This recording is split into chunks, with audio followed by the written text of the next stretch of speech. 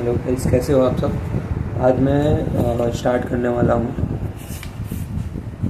स्टैनिस्लॉवस्की book को पढ़ने के लिए, जो कि हिंदी अनुवादित किताब है मेरे पास इस वक्त।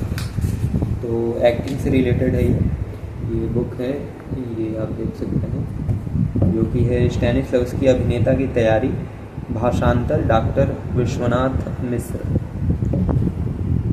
तो इसको स्टार्ट करते हैं। मैं जो स्टार्ट का अपनी बात होता है, जैसे कि जो इसको भाषांतर मतलब कि विश्वनाथ मिश्र ने जो लिखा होगा उसको मैं स्किप कर दे रहा हूँ। डायरेक्ट मैं अभिनय का प्रारंभिक पार्ट से स्टार्ट करता हूँ। तो यहाँ से मैं स्टार्ट करता हूँ इसको पढ़ना। हालांकि मैं पढ़ चुका हूँ, लेकिन मैं दोबारा स्टार्ट कर रहा हूँ आप लोगों के लिए।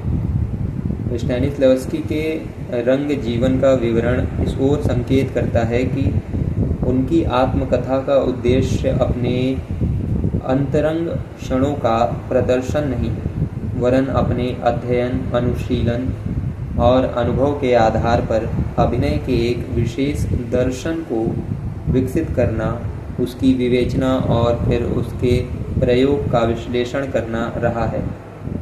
उन्होंने पहले यह सोचा था कि अभिनय के एक व्याकरण की रचना की जाए। उसके बाद उनका विचार बना कि अभिनय की एक आचार संहिता, पुस्तिका या क्रियाशील पाठ्यग्रंथ का निर्माण किया जाए। लेकिन शीघ्र ही वे अपने नाट्य दर्शन से सम्मोहित होकर उसके प्रचार प्रसार के लिए ललायित हो उठे और फिर हैपगुड दंपति के साथ बैठकर उन्होंने 1200 से भी अधिक पृष्ठों के एक विशाल ग्रंथ an actor's work on himself की रचना कर दी। इतनी बड़ी पुस्तक का प्रकाशन भी समस्या थी, अतः कालांतर में उसका प्रकाशन 2 खंडों में और 2 अलग अलग नामों से हुआ। स्टैनिस्लॉवस्की समय समय पर अपनी भूमिका, अपने निर्देशित नाटकों और नाट्य प्रदर्शन की अपनी अवधारणाओं को लेकर कुछ न कुछ लिखते रहते थे। उन्होंने अपने निर्देशन में लिखे गए नाटकों के बड़े विस्तृत दृश्यालेख भी तैयार किए थे। उन्होंने कई बार छात्र अभिनेताओं को रंगकर्म के सैद्धांतिक और व्यवहारिक स्वरूपों को पढ़ना भी पड़ा था। सन 1906 में फिनलैंड की यात्रा के दौरान उन्होंने इस संबंध में बहुत विचार विमर्श भी किया था और विस्तृत नोट्स भी तैयार किए थे, लेकिन उनसे उनके नाट्य दर्शन के संबंध में व्यवस्थित रूप से ग्रंथ लिखवाने का श्रेय विशेष रूप से हैपगुड दंपति को है। इस कार्य के लिए उन्होंने समय समय पर देश विदेश में उनके साथ रहकर उनके जैसे स्वच्छंद प्रकृति के व्यक्ति को ग्रंथ निर्माण के लिए सन्नद्ध किया था। उन लोगों ने एक विशेष कार्यविधि विकसित की थी। स्टैनिस्लॉवस्की बोलते थे, श्रीमती हैपगुड लिखती थी और फिर स्टैनिस्लॉवस्की उसका संशोधन करते थे।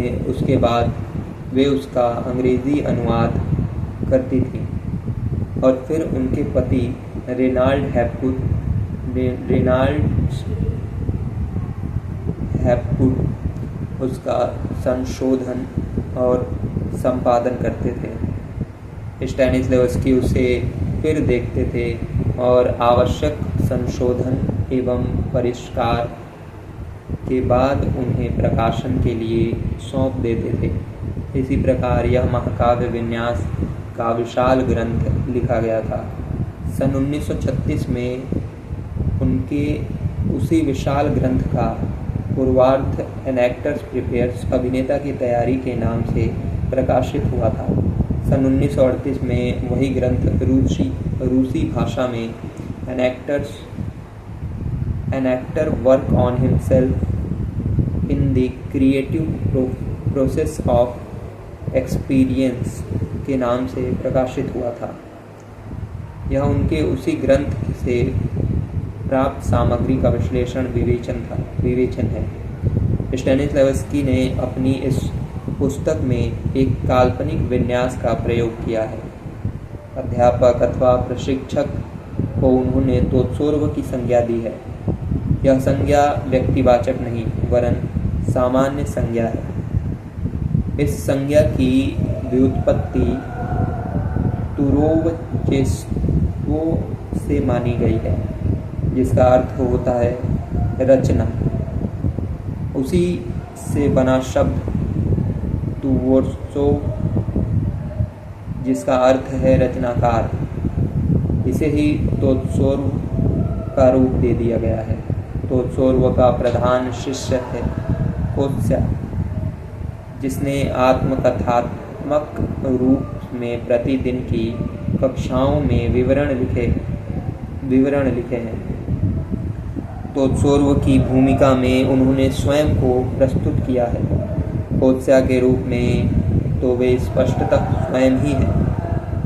यह उनका घर का नाम था।